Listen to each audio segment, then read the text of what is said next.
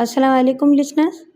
आइए इनायतुल्लाह सीरीज़ के सिलसिले की एक नई कहानी सुनते हैं जिसका उन्वान है मैं हार गई हूँ। तो आइए शुरू करते हैं। मेरी उम्र का एक एक मिनट एक दिन के बराबर होता है। सज़ा के लम्हे बहुत तवील हुआ करते हैं। मैं ऐसे गुनाहों की सज़ा भुगत रही हूँ जिनमें कुछ गुनाह मेरे हैं, बाकी मेरे माँ बाप के हैं। मेरी वो बहन खुशनसीब है जो अच्छे वक्त ब्याही गई थी।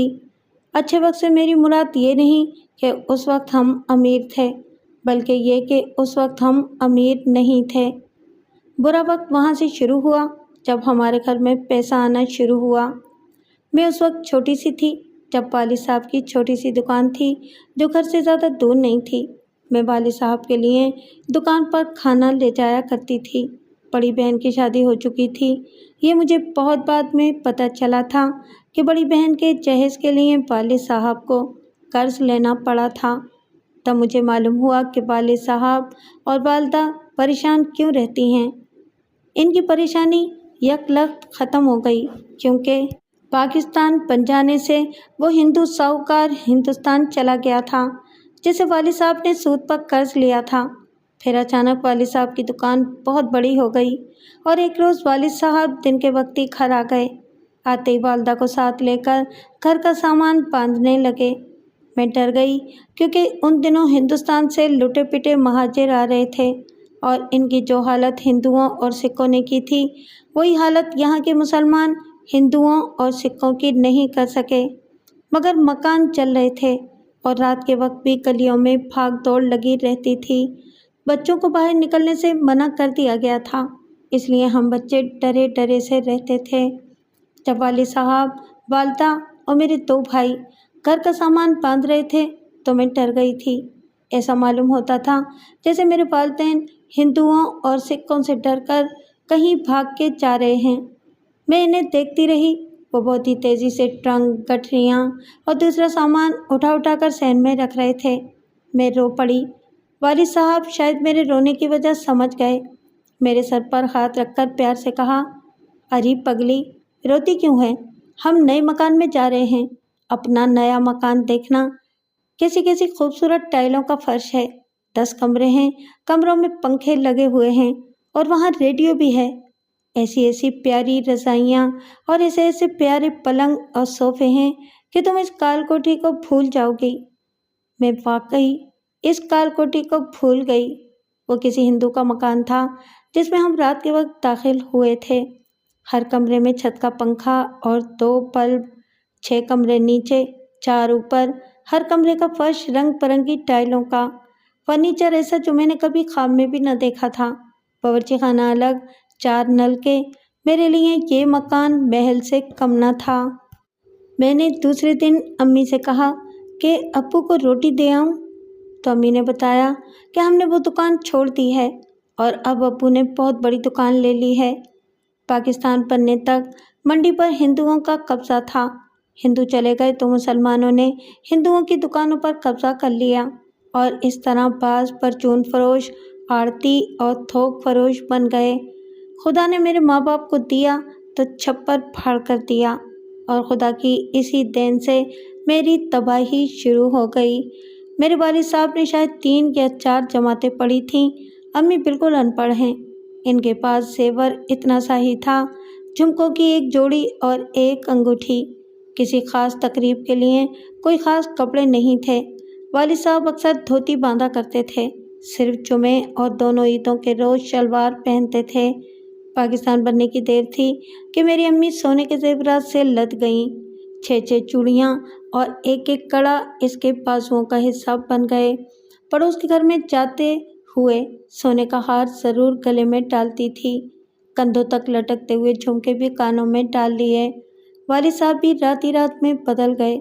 छोटी सी दुकान पर सुबह से रात तक टके टके का सौदा बेचने वाला मंडी के चौधरियों में शामिल हो गया था। मुझे ये तो मालूम नहीं कि कारोबार कैसा था। बस यही कुछ नज़र आता था कि किसी हिंदू के छोड़े हुए इस मकान के किसी कमरे से ख़जाना बरामद हुआ है। मैं इस वक्त छोटी थी। घर का ये इनकलाब बहुत अच्छा लगता था। اب جب کہ میں اس انقلاب کی بھینٹ چڑھ گئی ہوں تو وہ وقت یاد آنے لگا ہے۔ میرے ماں باپ غربت میں اچھے بھلے تھے، روز بروز خدا جو دیتا تھا اور جتنا دیتا تھا صبر اور شکر سے کھاتے تھے، اور جب خدا نے دولت کا ڈھیر لگا دیا، محل جیسا مکان دے دیا اور چھوٹی سی دکان آڑت کا گودام بن گئی تو گھر کا قدرتی پن ختم ہو گیا۔ امیروں کی طرح مصنوعی حرکتیں اور اداکاری شروع ہو گئی۔ میرے ماں باپ امیروں کے گھر تو پیدا نہیں ہوئے تھے، وہ دونوں تنگ اور تاریک محلوں میں پرانی طرز کے چھوٹے چھوٹے مکانوں میں پیدا ہوئے، گندی گلیوں میں کھیلے، ننگی گالیاں بکتے ہوئے بڑے ہوئے۔ والد صاحب تیسری یا شاید چوتھی جماعت سے اٹھ کر بچپن میں ہی دکان پر بیٹھے، اور ان کی عمر گھر سے دکان اور دکان سے گھر تک کے چکر میں گزرتی رہی۔ انہوں نے نوٹوں کے یہ بنڈل کبھی خواب میں بھی نہ دیکھے تھے۔ ان کے تصوروں کی دنیا اتنی تنگ تھی کہ اس میں اتنا بڑا مکان، اتنے سارے زیورات اور اتنی ساری نقدی نہیں سما سکتی تھی۔ چھوٹے سے برتن میں مٹکے جتنا پانی ڈال دیا گیا تو پانی بہہ نکلا۔ میرے والدین اب اپنے آپ کو غریب نہیں کہنا چاہتے تھے، مگر ان کا ذہن ابھی تک بدبودار گلیوں والے محلے کے چھوٹے سے مکان میں قید تھا۔ ہماری برادری ابھی تک غریب تھی، کیونکہ جب ہندو اور سکھ یہاں سے بھاگے تو برادری گھروں میں سوئی رہی تھی۔ میرے والد صاحب تیز نکلے اور اپنی دنیا بدل لی۔ میرے ماں باپ نے برادری کے ساتھ، جس میں چچے، تائے، ماموں اور خالو جیسے قریبی رشتہ دار بھی ہیں، اس قسم کا سلوک شروع کر دیا جیسے برادری کا ہر ایک فرد اور گھرانہ ان کی مدد کا محتاج ہے۔ کسی کے گھر ماتم بیاہ ہوتا تو والد صاحب بادشاہوں کی طرح وہاں جاتے، گردن کو بے تکے طریقے سے اکڑا کر گھر والوں سے کہتے، اس موقع پر تمہیں پیسوں کی ضرورت تو ہوگی، مجھ سے لے لینا، اور یہ کہہ کر وہ نوٹوں کی گٹھی جیب سے نکال کر آگے کر دیتے۔ ایک بار برادری کے ایک گھر میں شادی تھی، ہم سب گئے۔ والد صاحب نے گھر والوں کو حاکموں اور دانش مندوں کی طرح کہا، تم لوگ اتنی شوبازی نہ کرو، غریب لوگ ہو، اپنی حیثیت سے بڑھ کر خرچ نہ کرو۔ گھر کا ایک بوڑھا برداشت نہ کر سکا، اس نے والد صاحب سے کہا، ارے تو کون سے شہنشاہ کے گھر پیدا ہوا تھا؟ ڈنڈی مارتے مارتے ہندو کی دولت سے امیر بن گیا ہے، خبردار میرے سامنے گردن اونچی نہ کرنا۔ برادری کے کچھ اور لوگ بھی بول پڑے۔ سب نے میرے والد صاحب کو برا بھلا کہا اور انہیں جتایا کہ لوٹی ہوئی دولت سے انسان کی اصلیت نہیں بدل سکتی۔ اس پر خاصی ترش کلامی ہوئی، جس کے نتیجے میں برادری کے ساتھ ہمارے تعلقات کشیدہ ہو گئے۔ برادری کو امی کی یہ حرکت بہت بری لگتی تھی کہ ماتم پر جائے تو بھی بھڑکیلے کپڑے اور سارا ہی زیور پہن کر جایا کرتی تھی۔ ململ کا میلا سا دوپٹہ اوڑھنے والی عورت اب ریشمی دوپٹے کے بغیر باہر نہیں نکلتی تھی۔ یہ نمائش صرف کپڑوں اور زیورات تک محدود نہیں تھی، امی نے میک اپ بھی شروع کر دیا تھا۔ پاؤڈر اس طرح لگاتی تھی کہ ابرو بھی سفید کر لیتی تھی، اور لپسٹک ہونٹوں کے کونوں سے باہر چلی جاتی تھی۔ بچپن میں تو مجھے امی کا یہ بہروپ بہت اچھا لگتا تھا، مگر اب یاد آتا ہے تو کبھی ہنسی آ جاتی ہے اور کبھی رونا۔ مجھے مزہ تو اس سے آتا تھا کہ امی میرا بھی چہرہ سرخی اور لپسٹک سے رنگ دیا کرتی اور مجھے اکثر کہا کرتی تھی، دیکھو بیٹی، غریبوں کے بچوں کے ساتھ نہ کھیلا کرو، ہم امیر لوگ ہیں۔ میں سمجھ بیٹھی تھی کہ امیروں کی نمائش میک اپ سے کی جاتی ہے اور غریبوں سے نفرت کر کے۔ اس طرح بچپن میں ہی مجھے بن ٹھن کر رہنے کی عادت ہو گئی۔ مجھے اسکول داخل کرا دیا گیا۔ میں پہلی جماعت میں داخل ہونے کی عمر سے 3 سال بڑی ہو گئی تھی۔ اسکول میں میرا رویہ وہی تھا جو امی نے بتایا تھا، بن ٹھن کر رہو اور امیروں کی طرح اداکاری کرو۔ میں 7ویں جماعت میں پہنچی تو میری عمر 16-17 سال ہو چکی تھی۔ 6ٹھی جماعت میں پہنچی تھی تو مجھے برقع پہنا دیا گیا تھا۔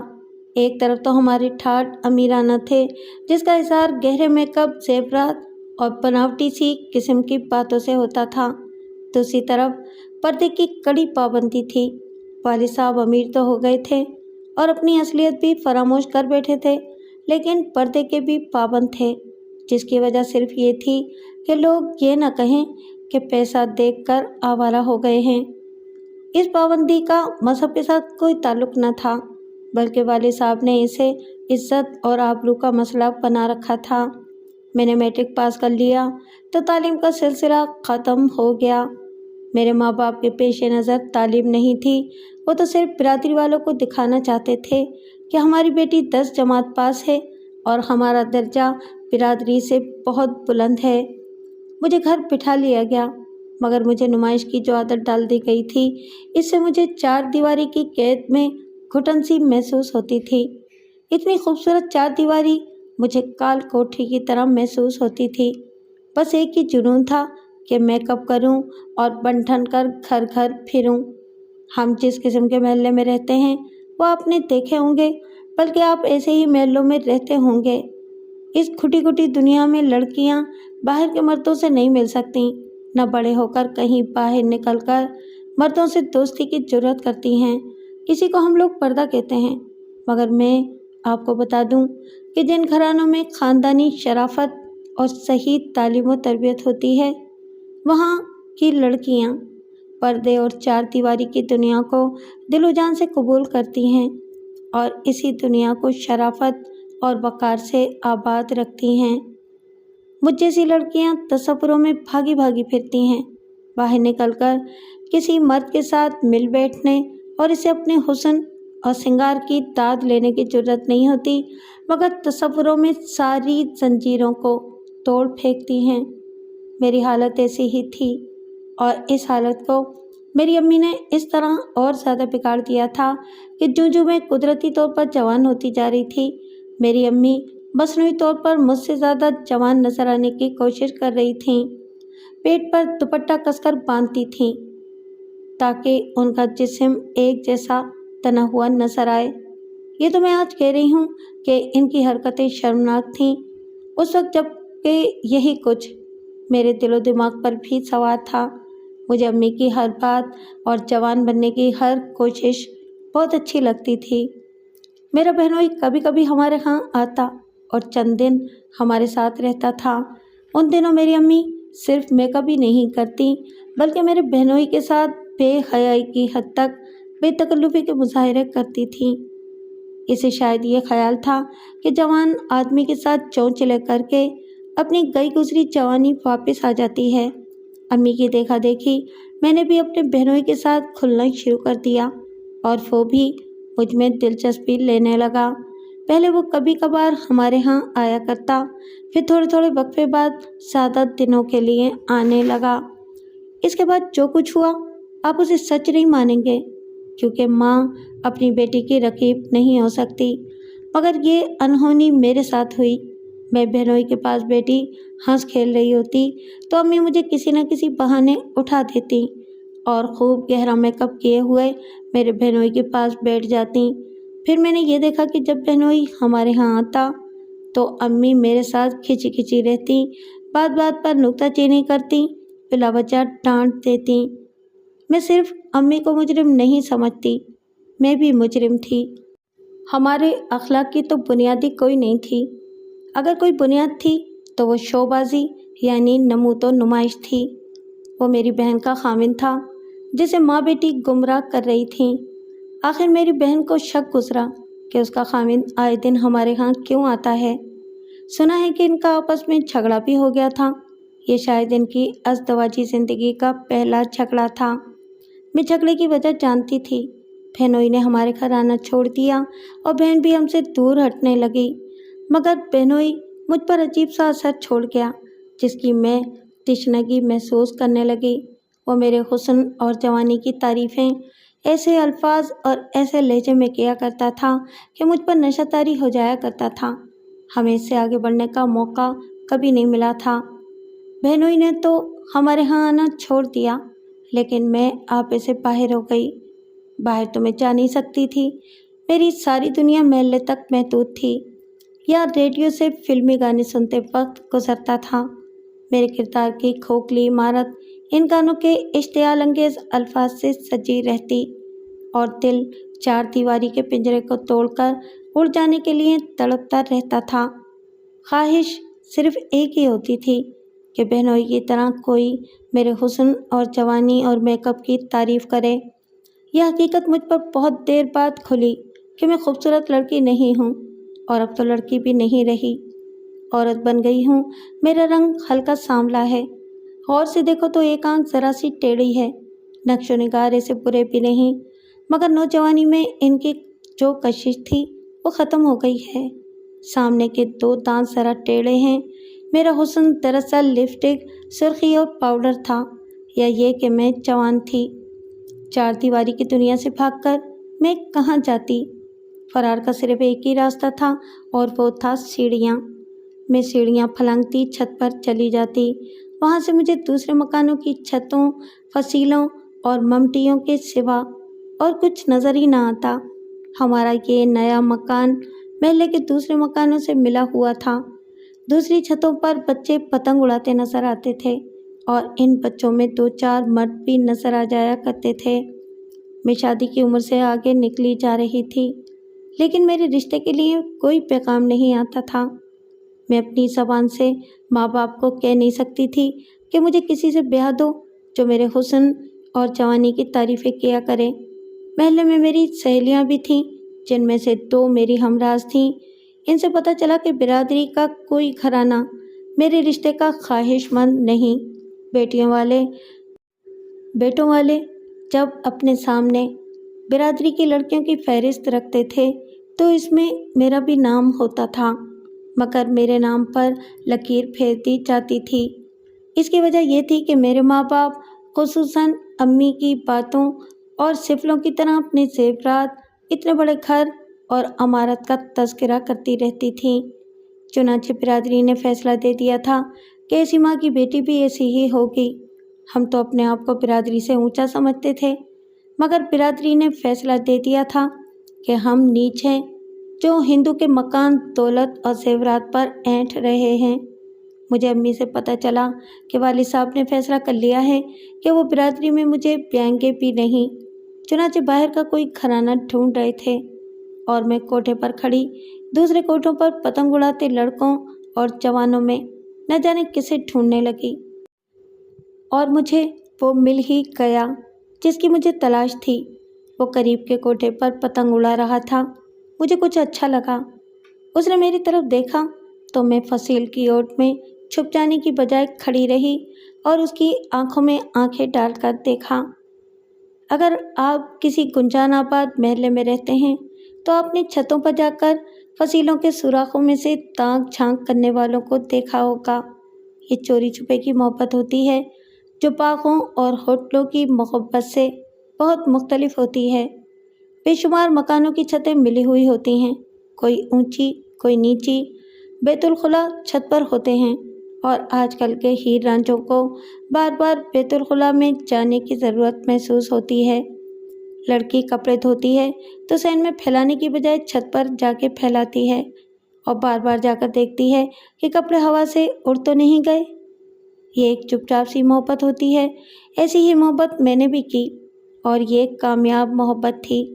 کامیاب اس لحاظ سے کہ ہم پکڑے نہیں گئے۔ دن کے وقت ناممکن تھا ہمارا ملنا۔ رات کو جب امی اور ابا کے خراٹے عروج پر ہوتے تھے تو میں دبے پاؤں چھت پر چلی جاتی تھی۔ وہ 2 مکانوں کی چھتوں اور فصیلوں کو پھلانگتا ہماری چھت پر آ جاتا تھا۔ یہ اس کی بہت بڑی قربانی تھی، اور یہ کسی محلے میں رہنے والے ہی جان سکتے ہیں کہ کسی مکان کی چھت پر سے رات کے وقت فصیلیں پھلانگنا کتنا خطرناک کام ہے۔ کوئی پکڑ لے تو سارا محلہ اکٹھا کر کے اسے تھانے پہنچا دے۔ آدھی رات کے وقت چور کے سوا اور کون فصیلیں پھلانگتا ہے؟ اس کی اس دلیری سے میں اتنی متاثر ہوئی کہ اسے دنیا بھر کا بہادر آدمی سمجھ کر اپنا آپ اس کے حوالے کر دیا۔ کھوکھلے ماں باپ کی کھوکھلے کردار کی لڑکی کے لیے یہ بہت بڑا اعزاز تھا کہ ایک آدمی اپنی جان اور خاندان کی عزت کو خطرے میں ڈال کر اس کی پوجا کرنے آتا تھا اور اسے باتوں اور حرکتوں سے یقین دلاتا تھا کہ سارے جہان میں تم جیسی حسین لڑکی کوئی نہیں۔ میرے دل میں یہ آدمی دنیا کے مردوں میں عظیم ترین آدمی تھا۔ ایک رات امی نے مجھے چرپائی سے غائب پایا تو مجھے ڈھونڈتی ڈھونڈتی کوٹھے پر پہنچی۔ میں کوٹھے پر تھی، وہ فصیل پھلانگ رہا تھا۔ امی نے اسے دیکھ لیا، لگی واہی تباہی بکنے۔ میں سنتی رہی اور سہتی رہی۔ مجھے والد صاحب کا ڈر تھا۔ مجھے معلوم نہیں کہ امی نے انہیں بتایا تھا یا نہیں۔ انہوں نے مجھے کچھ بھی نہ کہا۔ کوئی 10 روز بعد امی نے مجھے بتایا کہ میرا رشتہ طے کر دیا گیا ہے اور شادی کی تاریخ بھی مقرر ہو گئی ہے۔ میں نے کئی بار پوچھا کہ رشتہ کہاں اور کس کے ساتھ طے ہوا ہے۔ امی نے کسی ایک بھی سوال کا جواب نہ دیا اور ایک روز بارات آ گئی۔ شادی بڑی دھوم سے ہوئی۔ ماں باپ نے جہیز کی صورت میں اپنی امیری کا پورا ثبوت دیا۔ لوگ انگلیاں دانتوں تلے دبا کر میرا جہیز دیکھتے تھے۔ صرف میں تھی جسے اس جہیز سے نفرت تھی۔ میرے خواب چکنا چور ہو گئے تھے۔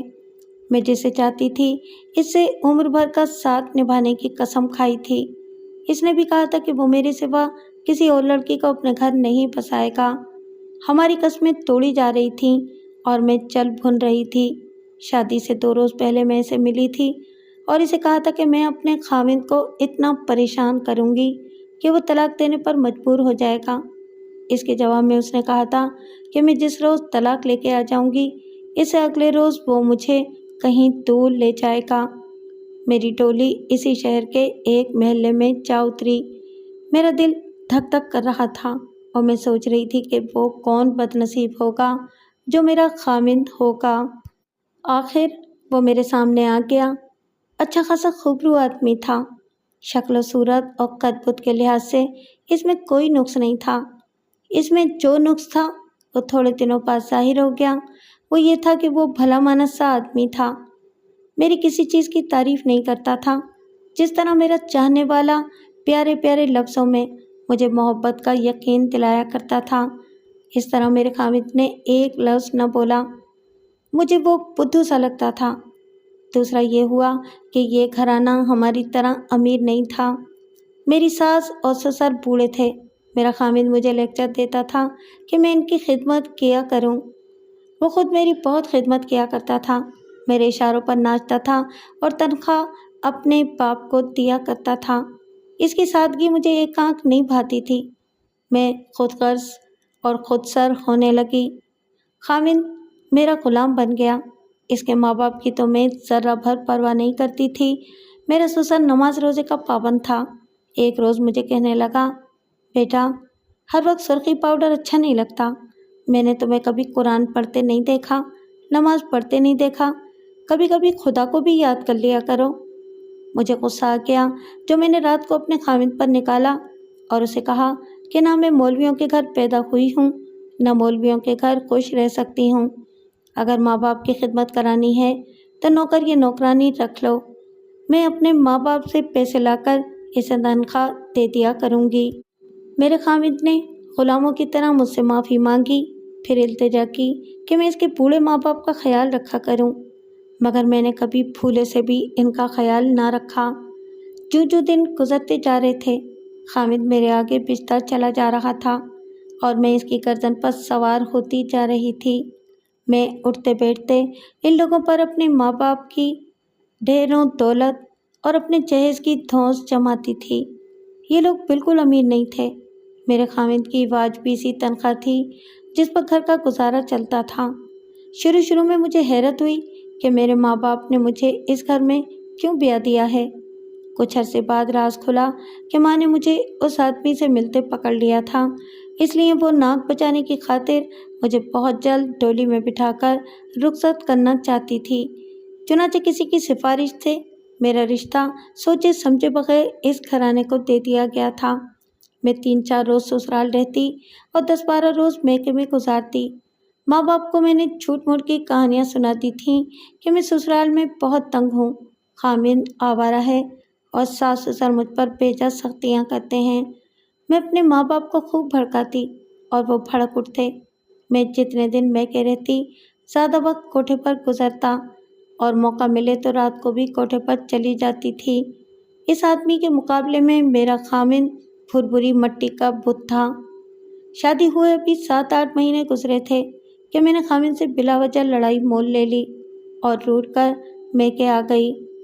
خاوند سے کہہ آئی کہ اب واپس نہیں آؤں گی۔ دوسرے دن خاوند آ گیا۔ میرے والد صاحب اور امی نے اسے بہت ڈانٹا اور کہا کہ تم ہماری بچی کو نوکرانی سمجھتے ہو، یہ گھر کے کام کاج کی عادی نہیں، سونے چاندی میں پلی ہے، وغیرہ وغیرہ۔ حامد مجھ سے ملا تو میں نے اسے صاف کہہ دیا کہ واپس نہیں جاؤں گی۔ یقین کیجیے کہ اس نے میرے آگے ہاتھ جوڑے، پھر میرے پاؤں چھو لیے۔ مجھے آج خیال آتا ہے کہ حامد تو مجازی خدا ہوتا ہے، مگر اس وقت جب میرے دماغ میں کوئی اور جنون سمایا ہوا تھا، مجھے لطف آ رہا تھا کہ ایک آدمی میرے پاؤں چھو رہا ہے۔ وہ بزدل آدمی تھا، مجھے اس سے نفرت ہو گئی۔ تھوڑے دنوں بعد اس کا باپ 3-4 بزرگوں کو ساتھ لے کر آیا تو میرے والد صاحب نے مجھے ان کے ساتھ بھیج دیا۔ میں نے رات کے وقت حامد سے کہا، تم مرد نہیں ہو، مجھے ایسے مرد کی ضرورت ہے جس کے میں پاؤں چھوؤں۔ حامد کی سادگی اور بزدلی کی وجہ سے میں شیر ہو گئی تھی۔ میں نے اسے بلا جھجک کہا، میں ایک آدمی کو چاہتی ہوں، بہتر ہے کہ مجھے طلاق دے دو۔ میرے حامد نے کہا، ابھی اٹھو، اور وہ یکلخت بدل گیا۔ میں کچھ دبک گئی۔ اس نے مجھے بازو سے پکڑا اور پھر کہا، ابھی اٹھو۔ میں اٹھ کھڑی ہوئی۔ وہ خود ہی میرا برقع لے آیا اور میرے کندھے پر پھینک کر کہا، چلو۔ وہ مجھے باہر لے گیا، ٹانگے میں بٹھایا اور ٹانگا میرے ماں باپ کے گھر کی گلی کے سامنے جا رکا۔ ہم اپنے گھر میں داخل ہوئے تو امی اور میرے والد صاحب ہمیں دیکھ کر حیران ہو گئے کہ اس وقت ہم کیوں آئے ہیں۔ میرے حامد نے مجھے بازو سے پکڑا اور زور سے جھٹکا دے کر مجھے والد صاحب کی طرف دھکا دے دیا۔ میں والد صاحب کے پلنگ پر جا پڑی۔ میرے حامد نے مردوں کی طرح دبدبے سے کہا، تمہاری بیٹی کسی اور کو چاہتی ہے اور اس نے آج مجھ سے طلاق مانگی ہے، یہ رہی تمہاری بیٹی۔ میں اسے نہیں بساؤں گا اور طلاق بھی نہیں دوں گا۔ میں دیکھتا ہوں کہ تمہاری دولت میرا کیا بگاڑتی ہے۔ میری امی اور والد صاحب حیران و ششدر اسے دیکھتے رہے اور وہ چلا گیا۔ میں نے اپنے ماں باپ کو سسرال اور حامد کے خلاف جھوٹے الزام لگا کر خوب بھڑکایا اور دل میں خوش ہونے لگی کہ اب اپنی مرضی کے آدمی سے شادی کر لوں گی۔ ماں باپ نے بھی فیصلہ کر دیا کہ مجھے سسرال نہیں بھیجیں گے۔ انہیں اپنی دولت پر گھمنڈ تھا اور مجھے اپنے چاہنے والے پر ناز تھا۔ میں نے کوٹھے کا رومان نئے ولولے سے شروع کر دیا۔ 5-6 مہینے گزر گئے، نہ میرے سسرال سے کوئی مجھے لینے آیا، نہ ہماری طرف سے کوئی سمجھوتے کے لیے گیا۔ میں نے اپنے ماں باپ کو خوب بھڑکا رکھا تھا۔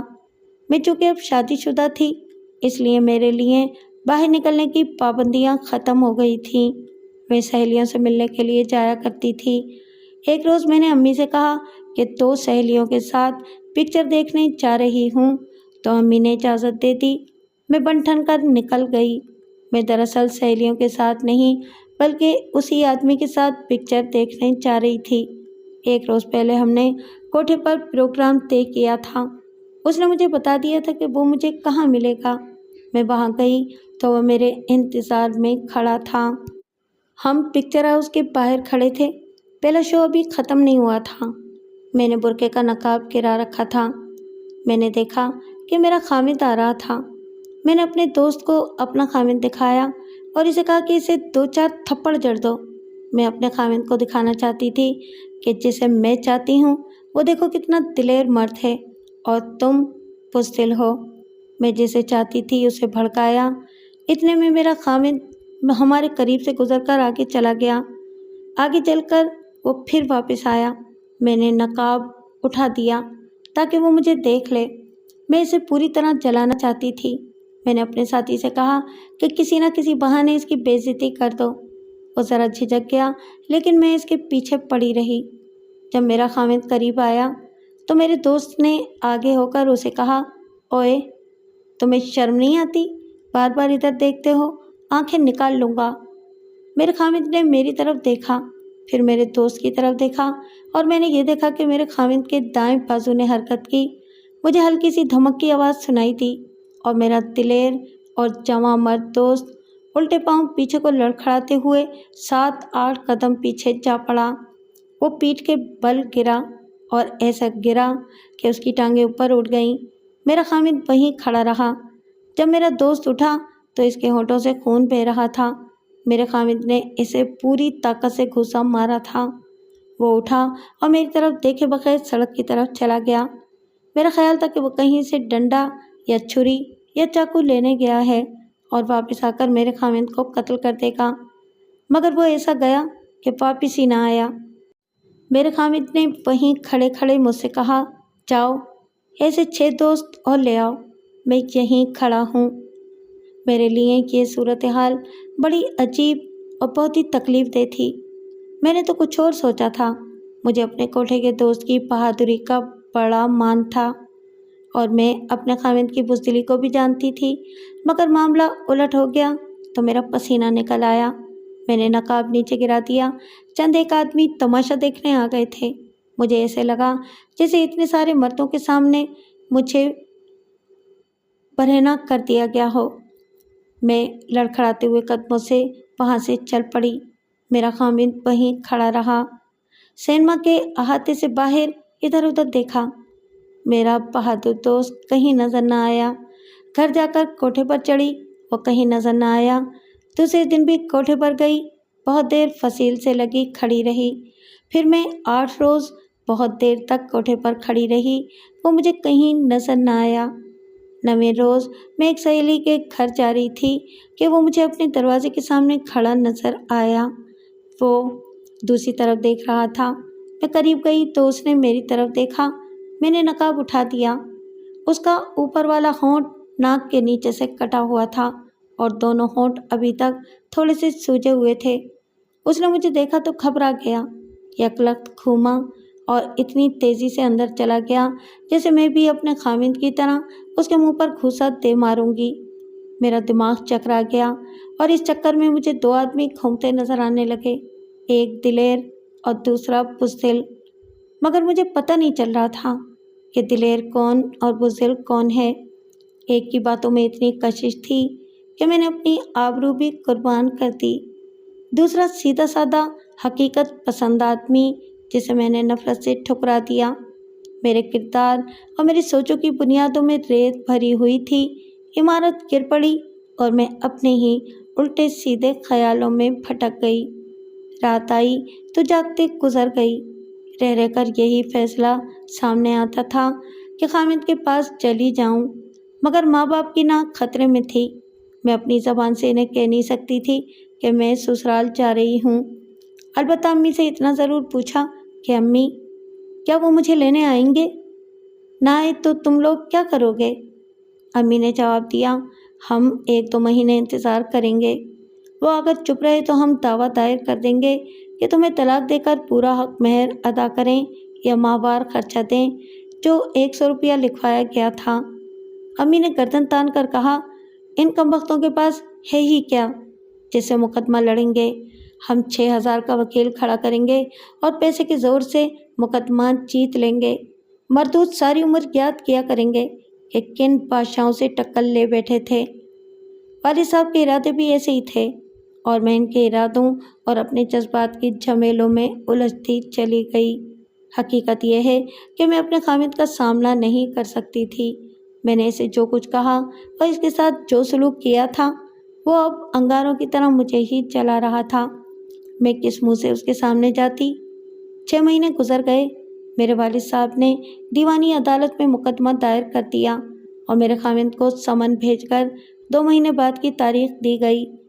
مجھے اور میرے ماں باپ کو امید تھی کہ بس پہلی ہی پیشی پر مقدمے کا فیصلہ ہمارے حق میں ہو جائے گا اور ہمیں حق مہر کا 10,000 روپیہ مل جائے گا، مگر پہلی پیشی پر پتہ چلا کہ میرا خاوند عدالت میں آیا ہی نہیں۔ سمن کی تعمیل نہیں ہو سکی۔ اگلی تاریخ 3 ماہ بعد کی دی گئی۔ 3 مہینے 3 سالوں کی طرح گزرے۔ مجھے بھی عدالت میں جانا پڑتا تھا۔ 3 گھنٹے باہر انتظار کرتے کرتے ہمارے نام پکارے گئے۔ اندر گئے تو جج کے ریڈر نے کہا کہ سمن کی تعمیل نہیں ہوئی، دوسری پارٹی شہر سے باہر گئی ہوئی ہے۔ ایک اور تاریخ دی گئی، 3 مہینے بعد۔ پورے 1 سال تک میرا خاوند عدالت میں حاضر نہ ہوا۔ ہمارے وکیل نے بتایا کہ سمن کی تعمیل کرانے والے کو 2-4 روپے دے دیے جاتے ہیں اور وہ سمن پر لکھ دیتے ہیں کہ متعلقہ آدمی بہت تلاش کے باوجود نہیں مل سکا۔ 1 سال بعد اخبار میں اشتہار دلوایا گیا۔ 2 مہینے بعد کی ایک پیشی پر میرا خاوند آ گیا۔ کارروائی کچھ بھی نہ ہوئی۔ اس کے وکیل نے تو 4 اعتراض کیے اور جج نے ایک اور لمبی سی تاریخ دے دی۔ مقدمے کا دوسرا سال تھا کہ ایک روز میری 2 سہیلیاں میرے گھر آئیں، کہنے لگیں کہ ایک سہیلی کی شادی پر جا رہی ہیں، آج بارات آ رہی ہے، میں بھی چلوں۔ میں نے کپڑے بدلے اور جب بڑے آئینے کے سامنے بیٹھ کر میک اپ کرنے لگی تو میں بیان نہیں کر سکتی کہ میرے سینے میں کیسا بھونچال آیا۔ ایسا معلوم ہوا جیسے آئینے میں میرا عکس مجھے نفرت سے دیکھ رہا ہو اور جیسے میں سرخی پاؤڈر کی صورت میں اپنے چہرے پر لعنت مل رہی ہوں۔ میں نے عادت کے مطابق چہرے پر پاؤڈر وغیرہ کا لیپ کر دیا۔ جب ہونٹ لپسٹک سے لال ہو گئے تو میری نظروں کے سامنے اپنے چاہنے والے کے ہونٹ آ گئے اور وہ منظر یاد آ گیا جب وہ میرے خامد کا گھوسا کھا کر گرا تھا تو اس کے ہونٹوں سے لپسٹک کے رنگ کا خون بہہ رہا تھا۔ میرے دل سے حقارت کا طوفان اٹھا۔ مجھے اس آدمی سے تو نفرت ہو ہی گئی تھی، اپنے آپ سے بھی نفرت ہونے لگی۔ ماں باپ کے اوچھے پن نے مجھے گناہ گار کیا اور اب میں اکیلی سزا بھگت رہی تھی۔ مجھے بناؤ سنگار سے گھن آنے لگی۔ جی میں آئی کہ منہ دھو ڈالوں، لیکن سہیلیاں مجھے ساتھ لے گئیں۔ مجھے معلوم نہیں تھا کہ شادی کون سے گھر میں ہے۔ ہم گلیوں میں چلی جا رہی تھیں اور ایک سہیلی مجھے سنا رہی تھی کہ جس کی شادی ہو رہی ہے وہ نیک اور غریب سی لڑکی ہے، اس کا کنبہ ہندوستان سے ہجرت کر کے آیا تھا۔ میری سہیلی بولے چلی جا رہی تھی اور میں اپنی سوچوں کی بھول بھلائیوں میں بھٹکی ہوئی پوری بات سن ہی نہیں رہی تھی اور مشین کی طرح چلی جا رہی تھی۔ ایک گھر کے سامنے شادی کا ہنگامہ تھا، گلی میں 2 دیگیں پک رہی تھیں۔ جب میں سہیلیوں کے ساتھ شادی والے گھر میں داخل ہوئی تو مجھے دھچکا سا لگا جس نے مجھے جوانی سے اٹھا کر بچپن میں پھینک دیا۔ اس گھر کی دیواروں، کواڑوں اور چھتوں نے شاید مجھے پہچان لیا تھا اور مجھ پر اپنا تاثر طاری کر دیا تھا۔ مجھے تھوڑی دیر بعد پتہ چلا کہ میں اسی گھر میں پیدا ہوئی تھی۔ یہ ہمارا مکان تھا جسے خالی کر کے میرے والد صاحب نے ایک ہندو کے مکان پر جا قبضہ جمایا تھا۔ آج اس گھر میں شادی کی رونق تھی، در و دیوار بھی مسکرا رہے تھے، ہر کوئی ہنس کھیل رہا تھا۔ صرف میں تھی جو آہیں بھر رہی تھی اور اندر ہی اندر رو رہی تھی۔ مجھے چھوٹا سا یہ غریبانہ مکان بہت ہی پیارا لگ رہا تھا۔ میرا بچپن اور میری معصومیت اس گھر میں دفن تھی اور کبھی کبھی ایسے لگتا تھا جیسے یہ میرا مقبرہ ہے اور میں اس میں دفن ہوں۔ کتنے اچھے تھے وہ دن جب میرے والد صاحب حق حلال کی کماتے اور بڑے پیار سے پیسے گھر لاتے تھے۔ میں اسی گھر سے ان کے لیے چھوٹی سی دکان پر کھانا لے جایا کرتی تھی۔ اگر میں اسی گھر میں جوان ہوتی تو لوگ میرے متعلق بھی یہی کہتے کہ یہ بڑی نیک اور غریب لڑکی ہے۔ میں نے دلہن کو دیکھا، اس کے چہرے پر قدرتی رونق تھی۔ مجھے یاد آیا کہ جب میں دلہن بنی تھی تو میرے چہرے پر ایسی رونق نہیں تھی، اگر رونق تھی بھی تو میں نے اسے سرخی پاؤڈر اور کوٹھے کی مجرمانہ محبت تلے چھپا دیا تھا۔ میرے چہرے کی رونق داغدار تھی۔ میں دلہن کے پاس جا بیٹھی تو اس کی کسی سہیلی نے مجھے بتایا تھا کہ لڑکی ہجرت سے پہلے شہزادی ہوا کرتی تھی۔ ہندوستان میں ان کا محل جیسا مکان تھا، امیرانہ ٹھاٹھ سے رہتے تھے۔ یہاں آئے تو سر چھپانے کو یہ جھونپڑے جیسا مکان خالی دیکھا تو اسی میں ڈیرے ڈال دیے۔ لیکن اتنے صبر والے لوگ ہیں کہ اللہ کا شکر ادا کرتے ہیں اور خوش رہتے ہیں۔ میں اسے کیسے بتاؤں کہ اس کنبے کے لیے محل جیسا مکان یہاں بھی موجود تھا، مگر اس میں ہم جھونپڑا نشینوں نے جا ڈیرے ڈالے ہیں۔ یہ تھا تو میرے ماں باپ کا گناہ، لیکن اس کا بوجھ بھی میری زمین پر آ پڑا اور میری روح کرانے لگی۔ میں نے وہاں سے بھاگ جانا چاہا، لیکن بھاگنا آسان نہ تھا، سہیلیوں نے جکڑ رکھا تھا۔ اتنے میں بارات آ گئی۔ بارات کو کھانا کھلایا گیا، نکاح پڑھایا گیا اور شام سے ذرا پہلے دولہا کو اندر لایا گیا۔ دلہن کی سہیلیوں نے اسے کرسی پر بٹھا کر گھیر لیا اور اس کا ناک میں دم کر دیا۔ کسی لڑکی نے اس کے چہرے سے سہرا اٹھا کر پیچھے پھینک دیا۔ جب چہرہ بے نقاب ہوا تو میرا خون کھول اٹھا، آنکھوں تلے اندھیرا چھا گیا اور میں لڑکیوں کے ہجوم سے نکل آئی۔ دولہا کے اوپر والے ہونٹ پر میرے خامد کے 1.5 سال پرانے گھوسے کا نشان صاف دکھائی دے رہا تھا۔ ہونٹ ایسے طریقے سے کٹا تھا کہ زخم ٹھیک ہو کر بھی نہ مل سکا۔ میں وہاں سے بھاگ آئی اور اب 8واں سال گزر رہا ہے۔ آخری میک اپ کیے 8 سال گزر گئے ہیں۔ مقدمہ دیوانی عدالت میں چل رہا ہے۔ لمبی لمبی تاریخیں ملتی ہیں، ہر تاریخ پر عدالت میں جاتی ہوں۔ خامد کو برقعے کے باریک نقاب میں سے دیکھتی رہتی ہوں۔ دل اچھل کر حلق میں اٹک جاتا ہے۔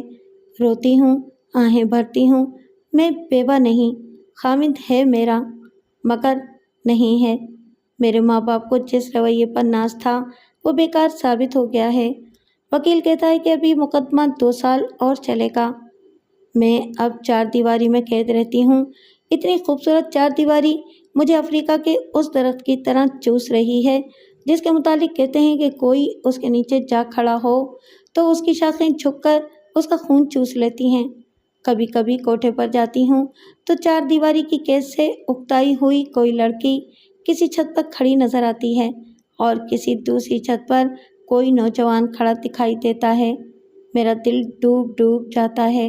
میں ان لڑکیوں کو اپنی کہانی سنانا چاہتی ہوں، مگر کیسے سناؤں؟ ان حادثوں کے تسلسل کو کیسے توڑوں؟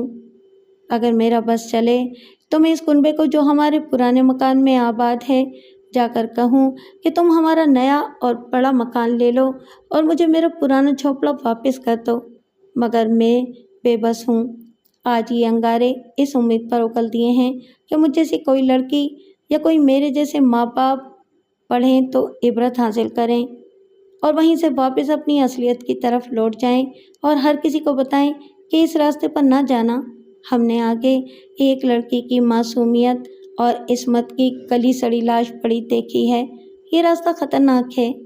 میں گل سڑ رہی ہوں، شاید اگلی پیشی پر یا شاید اس سے پہلے ہی میں اپنے خاوند کے قدموں میں جا گروں اور اسے کہوں کہ تم مرد ہو، میں ہار گئی ہوں۔ شاید میں ایسا کر ہی گزروں گی۔ مجھے امید ہے کہ میرا خاوند مجھے بخش دے گا اور مجھے تھام لے گا۔ وہ مرد ہے۔